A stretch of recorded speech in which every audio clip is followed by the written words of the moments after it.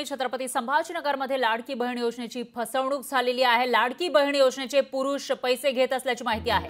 तर छत्रपती संभाजीनगरच्या कन्नडमधील धक्कादायक प्रकार समोर आला आहे। 12 भावांनी मिळून योजनेचा अर्ज भरलेला होता आणि ते पैसे लाटतायत अशी माहिती समोर आली आहे। लाडकी बहीण योजना ही महिलांसाठी आहे आणि त्याही गरजू महिलांसाठी ही योजना आहे ज्यांचं कौटुंबिक उत्पन्न हे 2.5 लाखांपेक्षा कमी आहे। अशा महिलांना या योजनेचे 1500 रुपये महिन्याला दिले जाणार आहेत। मात्र हे पैसे पुरुष लाटत असल्याची माहिती समोर आली आहे। छत्रपती संभाजीनगरच्या कन्नडमधील हा धक्कादायक प्रकार समोर आलाय। इथं 12 भावांनी मिळून अर्ज भरला होता या योजनेचा अशी माहिती समोर आली आहे। काही दलालांनी काही लोकांनी घेण्याचा प्रयत्न सुरू केलेला आहे।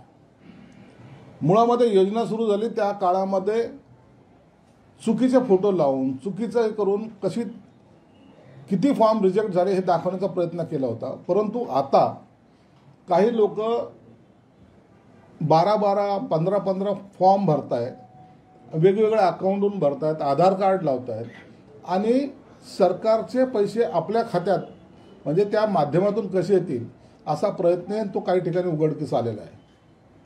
त्यांच्यावर निश्चित गुन्हे दाखल होणार आहेत। परंतु या योजनेला खीळ बसावी हा जो काही अनेक विरोधी पक्षांच्या लोकांचा जो प्रयत्न आहे तो आम्ही सक्सेस होऊ देणार नाही एवढं मात्र निश्चित आहे। लोकशाही मराठी ऐका, पहा, जागरूक रहा।